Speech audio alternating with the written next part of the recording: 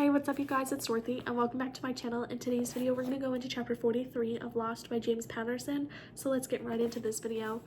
This video may contain sensitive topics and foul language. If you do not wish to continue, I suggest you click off the video now. You have been warned.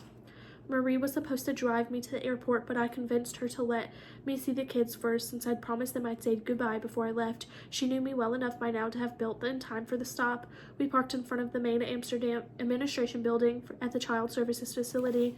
Marie stayed by the car to make a phone call. As I rushed inside, I realized in my haste just how anxious I was to see them. A middle-aged man at the front desk looked over his reading glasses and said something to me in Dutch.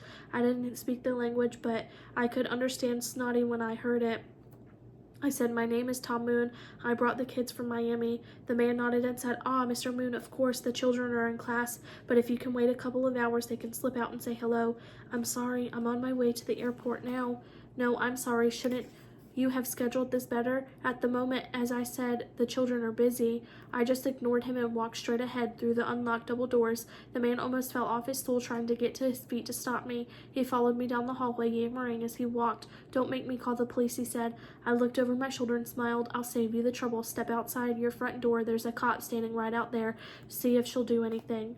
Before we could further cement our friendship, I heard a child yell, "Tom, Tom!" At the end of the corridor, beautiful little Michelle stood staring at me. She had a wide grin on her tiny face. She ran down the hall and leaped into my arms. A moment later, Olivia darted from another room and jumped into the hug without a word. That caused a stir of excitement, and before I knew it, all 6 of the kids were involved. I felt like I was in a friendly rugby scum. After a few minutes of all of us hugging, one of the teachers gave me permission to talk with them in a classroom. That should please the officious little prick at the front desk, I thought.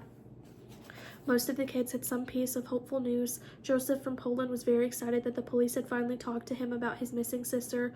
One of Jock's relatives from Belgium had invited him to live with their family. The only one without an update was the Finnish girl, Anika, who was quiet. She looked down, her long blonde hair hanging into her face. I put an arm around her and pulled her close. That earned me a smile. Anika said, "My mother was my only living relative. The social worker says she'll find a family for me to live with. I'll be okay." I said, "You'll be better than okay. You're smart and beautiful. You're going to do special things." "You really think so?" "Absolutely. You can always call me if you need someone to talk to, and Marie will still be here in Amsterdam." That brought a broad smile. I felt better. The kids were safe, and that's what mattered. When I had to leave, we had another group hug. I had to take a quick break to compose myself before I stepped out to join Marie. This goodbye had been harder than I expected it to be. That is the end of this chapter. I will see you guys in the next video. Bye.